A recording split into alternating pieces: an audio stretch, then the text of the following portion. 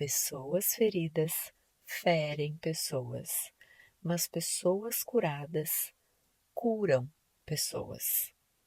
Agora me diz, em que lugar você quer estar? Olá, sejam todos muito bem-vindos. Está começando agora mais um episódio do podcast O Assunto é Nós Dois. Um podcast sobre o amor como caminho de cura. Alô, queridos ouvintes, sejam muito bem-vindos ao 8º e último episódio da primeira temporada do podcast O Assunto é Nós Dois. Sim, chegamos ao final dessa jornada e nós estamos de parabéns, não é verdade? Conseguimos sustentar um processo. E sustentar um processo até o fim não é pouca coisa. Parabéns para mim, que coloquei esse projeto no mundo, enfrentei os meus medos, minhas autossabotagens, tirei esse projeto do campo da ideia, do sonho, do desejo e transformei ele em algo real, em algo concreto. E parabéns para você que me acompanhou até o final, que se permitiu olhar para coisas desconfortáveis com carinho e com coragem. Nós arrasamos, né?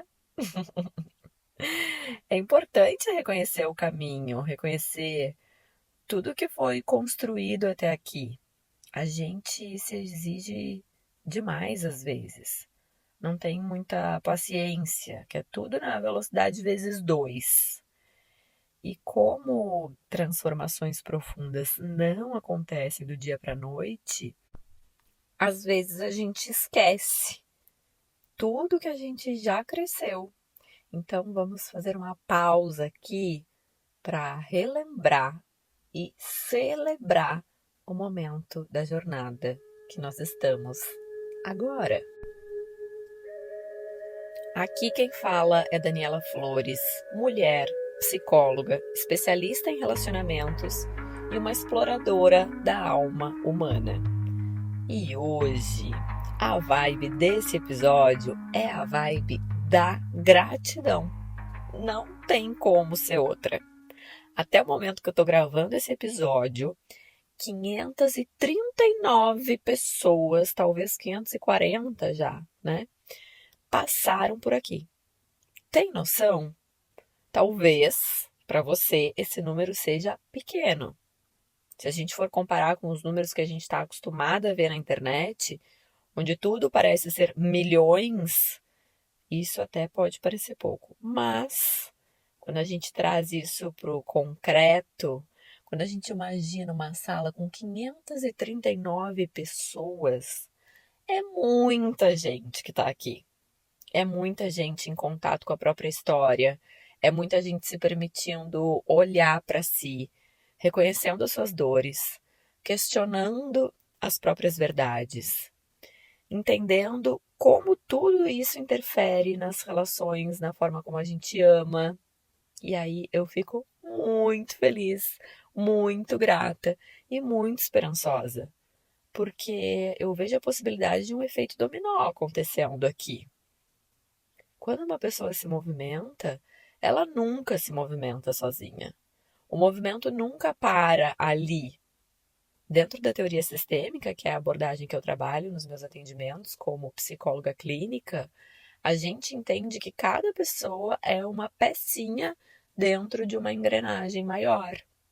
Essa engrenagem pode ser um relacionamento romântico, pode ser uma família, um grupo de amigos, um ambiente de trabalho. Mas se a gente ampliar um pouco esse olhar, a gente vai perceber que cada um de nós também é uma pecinha dentro de um sistema maior ainda, que é o todo. Então, quando uma peça se movimenta, ela inevitavelmente movimenta as outras.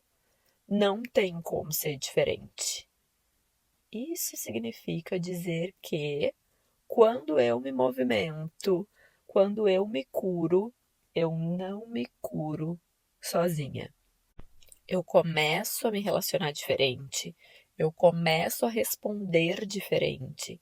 Eu começo a amar diferente. E isso reverbera.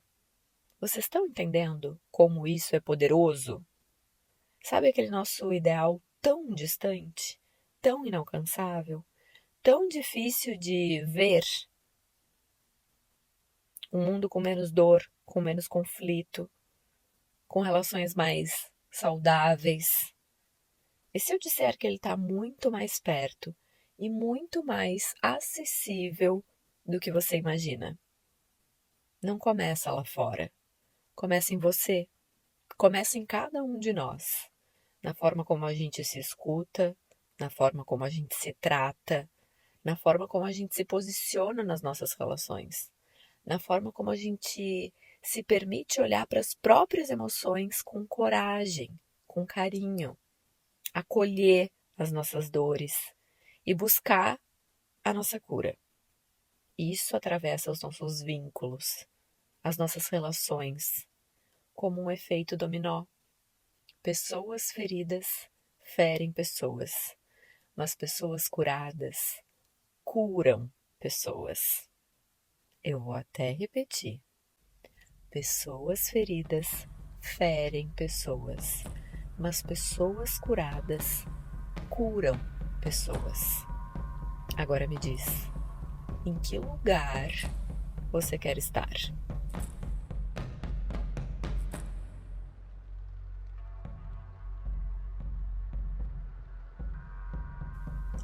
Ao longo dessa temporada, a gente nomeou as feridas, a gente reconheceu padrões, a gente começou a perceber como tudo isso aparece na nossa vida, nas nossas relações, na forma como a gente pensa, como a gente sente, como a gente age. E isso, por si só, já é um movimento muito importante. Mas não para por aí, porque reconhecer, apesar de muito importante, é só o começo. Chegamos no capítulo mais esperado do livro, o último capítulo, que se chama A Cura das Feridas e a Transformação das Máscaras. Aleluia! Aleluia!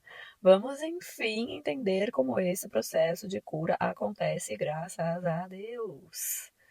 Qual será que é o primeiro passo para a gente curar uma ferida? Esses dias eu estava atendendo uma paciente e ela disse que ouviu o episódio da ferida da traição e reconheceu ali o parceiro dela. Entendeu muitas coisas sobre o funcionamento dele e fez o quê? Foi lá falar para ele sobre isso. Porém, ele disse que não se identificava ali. Aí depois ela explicou um pouco melhor para ele e ele disse que ok, fazia um pouco de sentido, mas não quis mais falar sobre o assunto. Bom, se eu não tenho uma ferida, logo eu não tenho como curar essa ferida.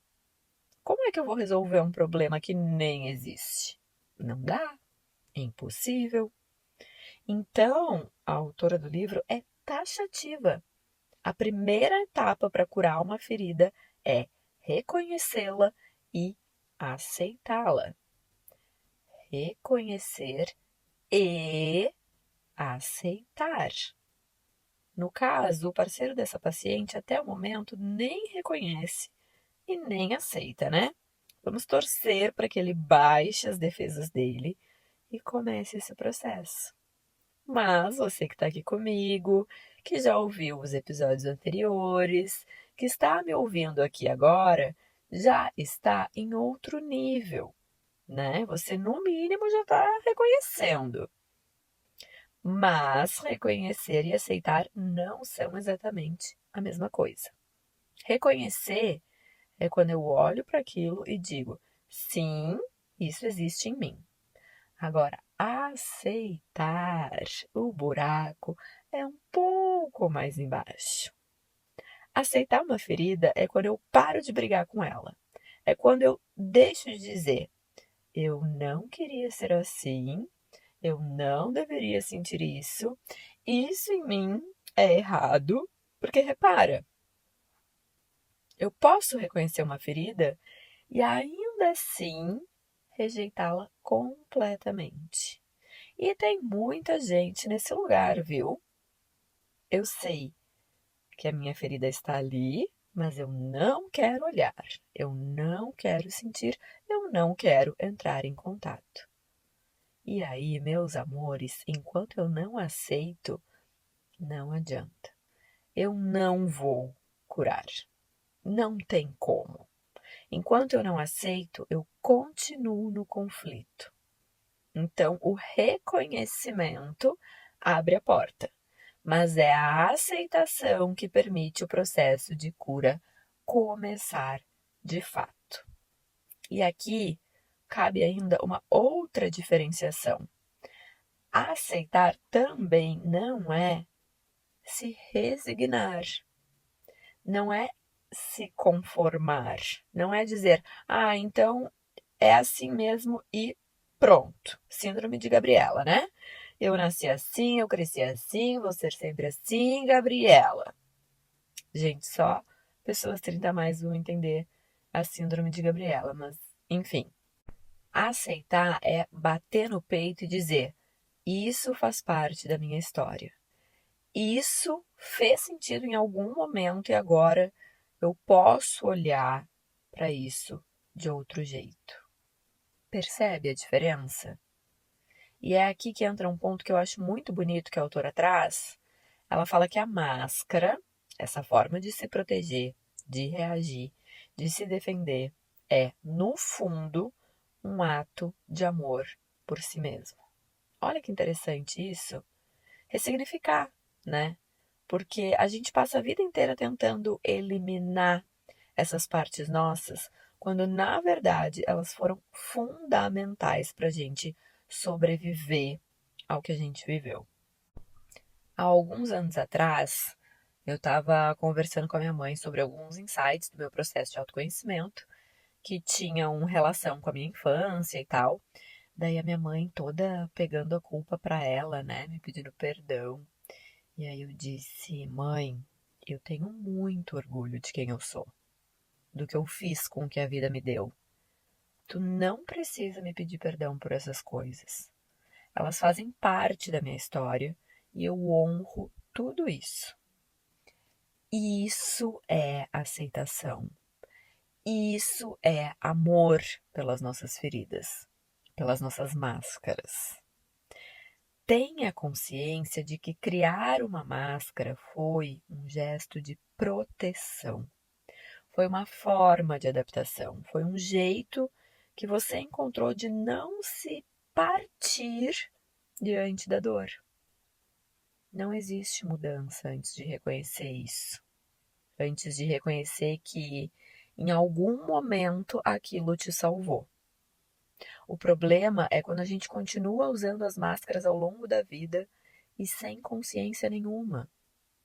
E aí a gente vai lá para o livro, na página 146, onde a autora explica isso de uma forma muito clara.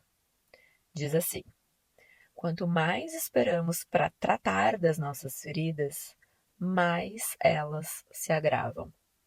Sempre que vivemos uma situação que desperta e afeta nossa ferida, nós lhe acrescentamos outra camada. É como uma chama que se expande. Quanto mais grave, mais medo temos de tocar nela. E aí depois ela diz assim: a vantagem de reconhecer sua ou suas feridas é passar a olhar para o lugar certo. Porque antes disso, provavelmente você estava olhando para fora, né? Para o outro. Sabe aquela situação que se repete na sua vida? Aquele mesmo tipo de relação, aquele mesmo tipo de conflito, aquela mesma dor. Só muda o personagem? Troca o Paulo pelo Roberto, o Roberto pelo Vinícius, o Vinícius pelo Diogo. Mas a história é a mesma. Por quê? Porque não é o outro que cria a ferida. A ferida já está ali. Ela já existe. O outro apenas toca na ferida. Ele só encosta ali onde já tinha um machucado. E se a gente continuar com essa ideia de que é o outro que me fez mal, que se não fosse o outro eu não teria problemas, eu não teria dores, eu nunca vou me curar.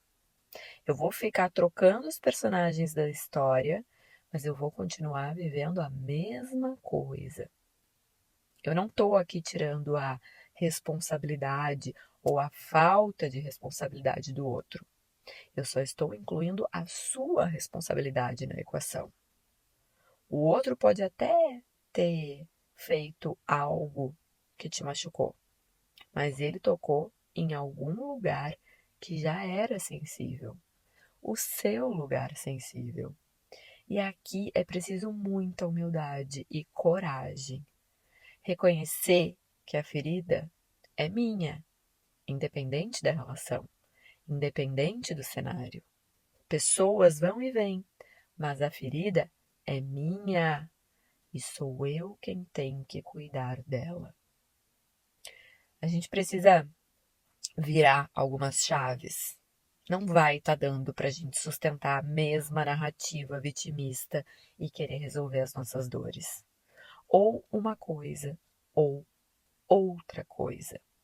E é nesse momento que a gente está aqui, nós, a galerinha do podcast, no momento de reconhecer, de aceitar e de soltar, de perdoar. Até me arrepiei agora. O perdão é parte da aceitação também. Imagina que ia ser fácil, né, gente? Imagina! A vida não é para amadores e o perdão não acontece automaticamente. Diferente do que muita gente acredita, o perdão não vem com o tempo. O perdão é uma escolha. E mais do que isso, é um caminho. Não é eu decidi que vou perdoar. E 2 minutos depois está lá, perdoado, resolvido, check. Não, é um processo. Um caminho que a gente decide trilhar, que pode demorar um dia, um mês, um ano, 10 anos, 10 vidas para quem acredita. Enfim, é um caminho, mas começa com uma decisão e começa na gente, no auto-perdão. Eu já ouvi de paciente assim, eu já perdoei o fulano pelo que ele me fez, mas eu ainda não consegui me perdoar pelo que eu permiti viver naquela relação. Mentira. Não é possível. Não existe perdoar o outro enquanto eu ainda não me perdoei. E perdoar não é justificar. Perdoar não é dizer que foi certo. Perdoar é olhar para a história com mais compaixão e menos julgamento. É deixar de carregar, sabe? De ressentir, de sentir e sentir e sentir de novo a mesma dor. Perdoar também é humildade. É reconhecer que a gente erra e é empatia. É conseguir olhar e entender que os nossos pais, que as pessoas que nos machucaram, também têm as suas feridas. E isso se conecta muito com uma frase forte que a autora traz. Não existem pessoas más nesse mundo, apenas pessoas doentes. Eu escolho acreditar nisso, sabe? Porque isso muda o olhar, muda a forma como eu olho para o outro e muda principalmente a forma como eu olho para minha própria história. Agora, vamos passar por alguns pontos que a autora traz nesse último capítulo, que são interessantes para a gente entender um pouco mais. Talvez esclarecer algumas dúvidas que você ainda possa ter sobre as feridas emocionais. Algumas pessoas perguntam, Dani, eu acho que eu tenho todas as feridas. É possível? É possível que eu seja tão abençoado? Brincadeiras à parte. A autora Liz Barbeau diz que é possível sim ter as 5 feridas. Chocados? Impactados? Eu particularmente penso que é quase impossível ter só uma, né, gente? Pelo menos é o que eu observo na clínica, nos meus pacientes, nas pessoas próximas, em mim também, né? A gente pode carregar várias feridas em intensidades diferentes. Algumas vão ser predominantes, mais intensas, mais perceptíveis, outras mais sutis. Mas uma coisa curiosa que a autora traz nesse capítulo é que a nossa máscara predominante nem sempre é compatível com a nossa ferida mais importante. Na página 151, ela diz assim: não é porque uma máscara é dominante que ela exprime a ferida mais importante a ser curada. Com efeito, tentamos esconder as feridas que nos fazem sofrer mais. Já mencionei nos capítulos anteriores que desenvolvemos a máscara de rígido, ferida da injustiça, e a de controlador, ferida da traição, que são máscaras de controle e força, a fim de esconder a ferida da rejeição, do abandono ou da humilhação. Essa força serve para camuflar o que machuca mais. Ou seja, muitas vezes a gente usa uma máscara mais forte justamente para esconder o que mais dói. Aquilo que parece mais estruturado por fora, às vezes está protegendo aquilo que é mais frágil por dentro. Queridos ouvintes, nós somos uma grande cebola de traumas. Estão entendendo? São camadas e camadas. E faz sentido, né? Porque a gente vai criando estratégias para dar conta da dor. Só que essas estratégias têm limite. E com o tempo, o controle começa a falhar, a rigidez começa a rachar. E aí, a ferida que estava ali escondidinha começa a aparecer. Muitas vezes mais tarde, em outros momentos da nossa vida ou em relações mais profundas. E é por isso que às vezes a gente acha que resolveu algo, mas na verdade só estava bem protegido. Por isso que eu não acredito em alta da terapia. Terapia pode ter pausas, pode ter momentos em que a gente dá um tempo, mas terapia é base para viver bem e cada vez melhor as nossas relações ao longo da vida. Para curar as nossas feridas, a gente precisa ter paciência, sabe? Eu confesso que eu já fui a pessoa que tinha pressa de me curar, mas hoje eu entendo que isso é um tiro no pé. Tem uma metáfora que a autora traz que eu acho muito boa para entender isso. Ela compara as nossas feridas com uma espinha que nasce no nosso rosto e a gente quer se livrar dela de qualquer jeito. Então a gente faz o quê? Espera pacientemente ela seguir o curso natural dela e sumir dentro de alguns dias? Claro que não. A gente cutuca, aperta, mexe, olha no espelho 1000 vezes. E o que acontece? Ela inflama mais, dura mais, marca mais.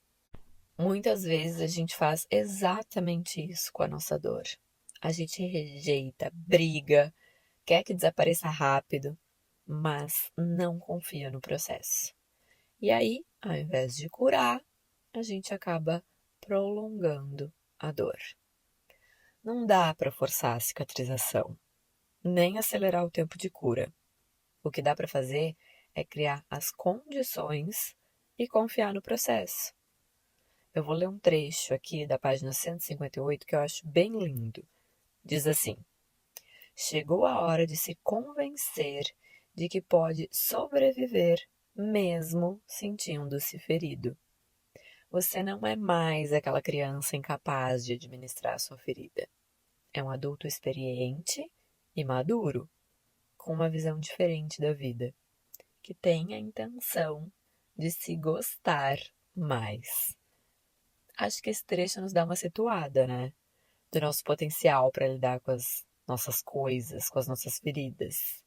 Agora somos adultos, não precisamos mais das máscaras. E aí a autora traz o quê? O mapa de volta para casa. Ela conta no primeiro capítulo do livro e retoma agora no último que quando a ferida foi criada, a gente passou por um caminho de 4 etapas. Primeiro, a gente era quem a gente era. Depois a gente sente que não pode ser quem a gente é. Daí vem a dor, a reação, a revolta e por fim, a gente se adapta, cria uma máscara, se molda, se protege. Agora, o movimento é outro. Ela diz: a cura é realizada quando você consegue inverter essas 4 etapas, retornando à primeira, quando ainda é você mesmo. Se lá atrás a gente criou a ferida seguindo um caminho, a cura acontece fazendo o caminho de volta. Um verdadeiro mapa ao tesouro. Vamos a ele? Vamos!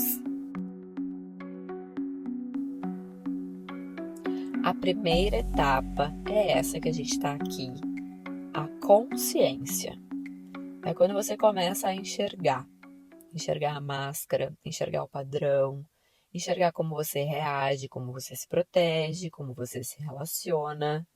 Momentos de tensão aqui, hein? Barulhinho de fichas caindo. A segunda etapa é a resistência. Porque não é gostoso se ver assim, né? Não é confortável reconhecer partes nossas que a gente não gosta. Então, vem a negação, vem a justificativa e tá tudo bem. Essa resistência faz parte do processo. Algumas pessoas passam por essa etapa rápido, outras se demoram mais, travam aqui. Espero que isso não aconteça com você. Humildade, galera. Humanidade. Tá todo mundo no mesmo barco. Continue remando. Rema que você vai chegar na terceira etapa.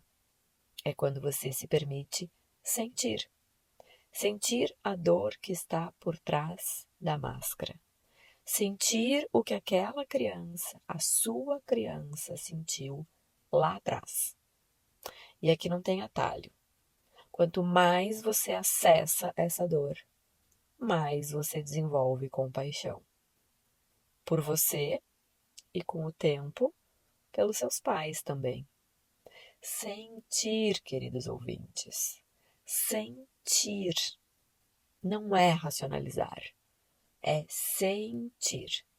Ficar um pouquinho com a dor, sem precisar entender, sem precisar resolver, sem precisar justificar. Só sentir. Difícil, eu sei, mas é necessário, ok? Continue remando. A gente está quase lá. Quarta etapa. Chegamos!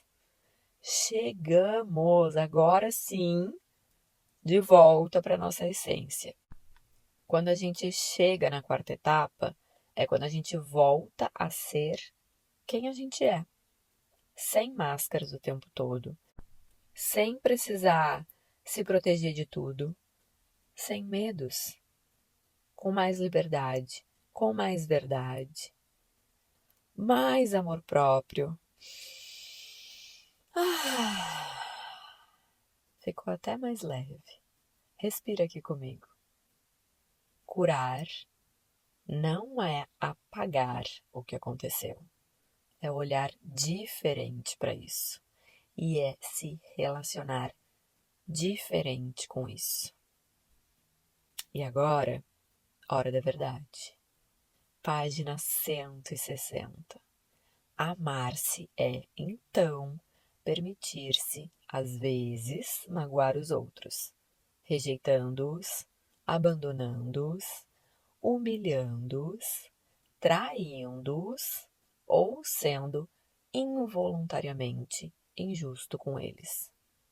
Essa é uma etapa importante na cura das suas feridas. Forte, né? É um convite para sair do automático. No fim, é aceitar a nossa humanidade. A gente vai ferir o outro em algum momento também. Lembra? Pessoas feridas ferem pessoas? Pois é. A gente erra, a gente machuca, a gente ainda está aprendendo, a gente ainda está em construção. E se amar também é isso. Se aceitar também é isso. Nesse processo todo, permita-se não ser perfeito. Permita-se errar com consciência, com responsabilidade. A aceitação é o elemento desencadeador da cura. Tem uma coisa que começa a ficar muito evidente quando a gente olha para a história com um pouco mais de profundidade, que certos padrões se repetem, como se existisse um fio invisível atravessando as gerações. Situações parecidas, feridas parecidas, formas de se relacionar muito semelhantes. A verdade é que nunca começa na gente. Aquilo vem de antes, e perceber isso nos coloca em um lugar de compreensão em relação aos nossos pais, à nossa ancestralidade. Uma compaixão começa a surgir, e isso nos ajuda a encontrar o perdão. Aquele perdão que a gente falou um pouquinho antes, que é parte do processo de cura. Do processo de cura que atravessa gerações. Eu vivi há pouco tempo atrás um processo muito forte em relação a isso na minha terapia. Não vou entrar em detalhes aqui porque é algo realmente muito grande e que não diz só respeito a mim, mas a todas as mulheres da minha família. Então, eu não pretendo expor aqui. Mas foi um movimento de olhar para minha linhagem materna e perceber que algumas feridas que eu carrego hoje surgiram lá atrás, gerações antes de mim. E de uma forma muito mais intensa e profunda. Isso amplia o olhar de um jeito que você para de pensar por que isso está acontecendo comigo e começa a entender. Isso faz parte de uma história maior. E ao mesmo tempo, isso traz responsabilidade e honra. Sempre que eu vou falar sobre essa história, eu fico toda arrepiada. E eu tô toda arrepiada agora. Quando a gente enxerga, quando a gente se movimenta, quando a gente se cura, isso não fica só na gente. Isso reverbera para frente e para trás. Quando você se cura, você cura todos os que vieram antes e todos os que virão depois. E falando em cura, quais são os sinais de que algo, de fato, está mudando dentro da gente? Porque a cura não acontece de um dia para o outro, né? Espero que você saiba disso. Ela acontece devagarinho, mas ela vai deixando as pistas. Pequenas mudanças, pequenas grandes coisas, como eu gosto de dizer, que quando a gente percebe, mudam tudo. A autora traz alguns exemplos desses sinais em cada ferida. Começa lá na página 163. Eu vou ler alguns trechinhos sobre cada ferida. A sua ferida da rejeição está no caminho da cura quando você ocupa cada vez mais o seu lugar, quando ousa se afirmar. Mesmo quando alguém parece esquecer-se da sua importância, Você consegue se sentir bem consigo mesmo. Sua ferida do abandono está em vias de desaparecer quando você se sente bem, mesmo estando sozinho e procurando menos atenção. A vida é menos dramática. Você tem cada vez mais vontade de realizar projetos e, mesmo sem o apoio dos outros, consegue ir em frente. A sua ferida da humilhação está diminuindo quando você arranja tempo para observar as suas necessidades antes de dizer sim aos outros. Você assume menos responsabilidades e se sente mais livre. Deixa de criar limites para si. É capaz de pedir ajuda sem se julgar importuno ou mesmo chato. A sua ferida da traição está no caminho da cura quando você já não se sente tão mal quando alguém ou alguma coisa vem atrapalhar os seus planos. Você relaxa com mais facilidade. Esclareço que relaxar significa deixar de se prender aos resultados, deixar de querer que tudo aconteça de acordo com o nosso planejamento. A sua ferida da injustiça está em vias de cura quando você se permite ser menos perfeccionista, cometendo seus erros sem vivenciar a raiva ou a crítica. Você se dá o direito de mostrar a sua sensibilidade. Se permite chorar na frente dos outros sem perder o controle e sem medo da opinião deles. E agora, querido ouvinte, eu quero te convidar a fazer uma pausa aqui para refletir, para olhar para a tua jornada, para a tua versão de um tempo atrás e para a tua versão de agora. Você consegue perceber alguns ou algum desses sinais na sua vida? Em que momento você consegue ter uma postura diferente? Onde você já não é mais a mesma pessoa de antes? Às vezes a gente muda, mas não se dá conta. Então, vamos tirar esse tempo para reconhecer isso? Um outro sinal que a autora traz de melhora e que é compatível com todas as feridas é a gente deixar de ser dependente emocional. Todas as feridas emocionais carregam uma dependência emocional. Claro que ela se manifesta de forma diferente a depender da máscara predominante. Às vezes ela é sutil, velada, bem disfarçada. Aparece na necessidade de aprovação, no medo de desagradar, na dificuldade de ficar sozinho, no excesso de controle, na tentativa de dar conta de tudo. Mas ela está ali. Gente, não é fácil, né?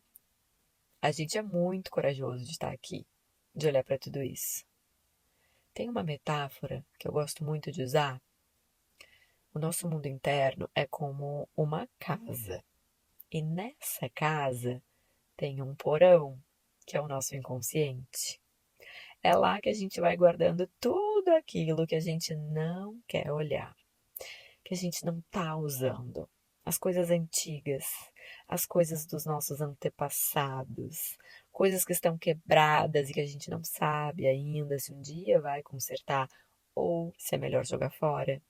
Coisas nossas, da nossa história, da nossa família. Ah, depois eu vejo isso.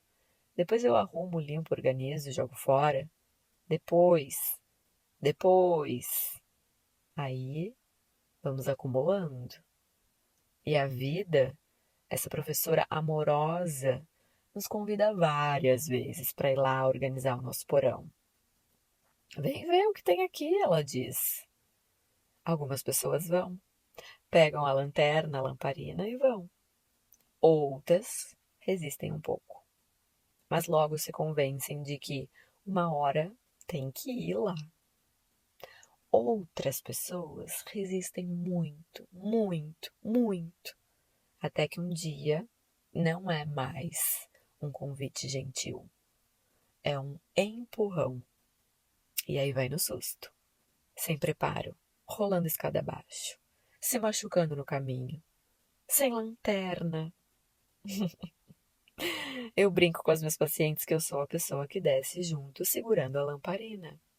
Que na terapia a gente pode descer um dia só até a metade da escada, passar a luz assim para ver rapidinho o que tem ali, subir de novo, voltar outro dia, a depender da disposição, da energia emocional disponível. Mas é importante que a gente faça esse exercício. É importante que a gente desça no nosso porão. A autora diz assim: quanto mais reprimimos as nossas lembranças dolorosas, mais elas se alojam em nosso inconsciente.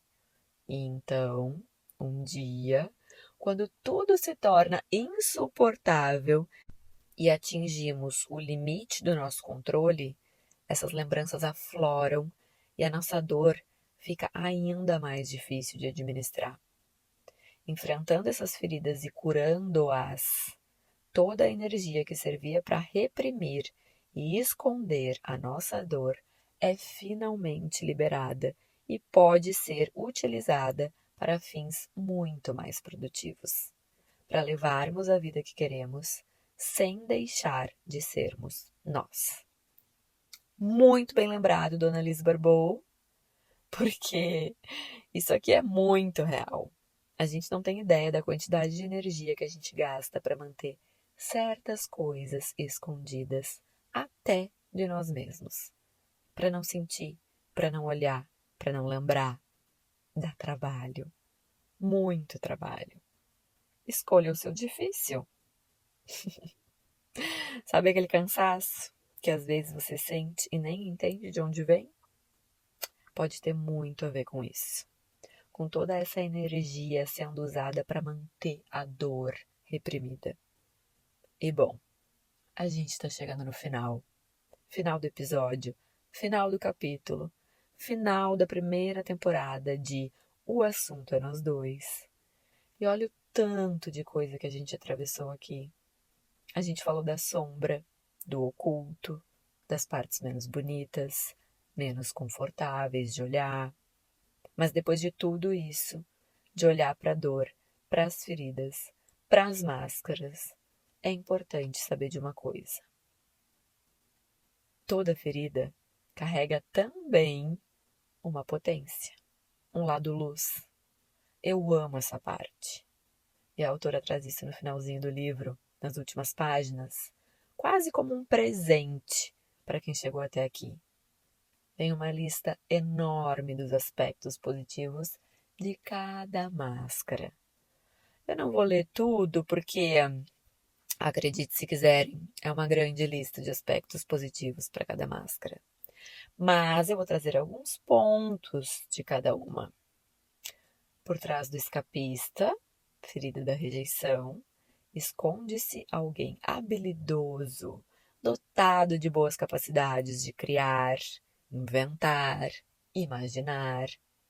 Alguém eficiente, que pensa em inúmeros detalhes, com aptidão especial para trabalhar sozinho. Por trás do dependente, ferida do abandono, existe alguém que sabe o que quer, não desiste quando está determinado a obter alguma coisa. Tem capacidade de ajudar os outros, pois se interessa por eles e sabe como se sentem. Alguém sociável e com talentos artísticos. Por trás do masoquista, ferido da humilhação, camufla-se alguém sensível às necessidades do outro e são capazes de respeitar a liberdade de cada um. É um bom mediador, alguém que gosta de deixar os outros à vontade e tem um talento organizador. Por trás do controlador, ferida da traição, esconde-se alguém que através da sua força sabe ser tranquilizador e protetor. É muito talentoso e sociável. Alguém que percebe e valoriza o talento dos outros e os ajuda a adquirir mais confiança em si mesmos. Alguém que entende rapidamente como os outros se sentem e destensiona o ambiente, fazendo-os rir. Tem capacidade de administrar várias coisas ao mesmo tempo e tomar decisões rapidamente.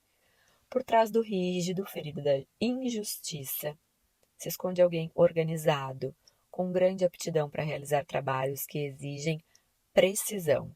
Alguém com capacidade de simplificar e explicar com clareza quando ensina.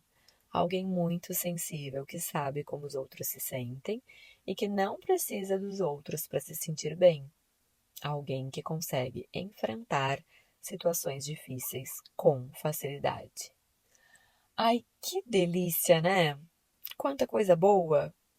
Eu amo o lado luz das minhas feridas e vejo o quanto reconhecer isso, perceber isso, me ajudou muito no processo de aceitar e amar as minhas feridas, porque elas não são só dor, elas também são potência. Bom, se você quiser se aprofundar nesta luz, vale muito a pena ir lá no livro depois, olhar essa listinha completa de características, de forças que estão sempre presentes e disponíveis para cada um de nós. Agora está chegando a hora, é hora de partir, e eu fiquei pensando muito numa carta do Oráculo da Mulher Selvagem, que é um oráculo que eu tenho, que eu adoro, que representa muito esse momento e que é também a última carta do oráculo, da jornada que o oráculo propõe. E essa carta fala justamente sobre o final da jornada. Traz a ideia de que esse final não é um lugar onde a gente chega, não é um ponto de chegada, é um estado interno. É quando a gente entende que não existe mais pressa, que não existe mais aquela necessidade de chegar em algum ponto. E aí a gente passa a curtir a jornada, porque o fim passa a ser o próprio caminho. A jornada deixa de ser um meio e vira o sentido. E eu acho que isso tem tudo a ver com o que a gente viveu aqui. Porque não é sobre curar tudo para só depois ser feliz. Não é sobre virar uma pessoa perfeita para alcançar a plenitude. É sobre caminhar com mais consciência, com mais presença, com mais verdade. E um fato: a jornada fica muito mais leve quando a gente tem com quem compartilhar. Então, antes de me despedir, eu quero te agradecer. Agradecer por estar aqui, por ter caminhado comigo até o fim, por ter se permitido olhar, mesmo quando foi desconfortável, por ter ficado, por ter ouvido, por ter compartilhado, por ter comentado. Obrigada por me ajudar a cumprir o meu propósito de fazer esse podcast chegar onde ele precisa chegar. E ainda em tempo, se esse episódio te tocou de alguma forma, compartilha. Às vezes, uma simples partilha pode abrir um caminho inteiro de cura. Se você ainda não me segue lá no Instagram, o meu arroba é o danielaflores.psi. Segue lá para você não perder as novidades da próxima temporada, sobre o próximo livro que a gente vai mergulhar juntos. E também é lá que nós seguimos tendo outras conversas profundas sobre o amor, as relações, o processo de cura e de autoconhecimento. Eu me despeço com as últimas palavras do livro, um poema que fica como um sopro final antes da próxima travessia. Todos queremos ser amados, ou admirados, ou temidos, ou odiados e desprezados. Queremos despertar alguma emoção no outro, seja ela qual for. A alma estremece diante do vazio e busca o contato a todo custo.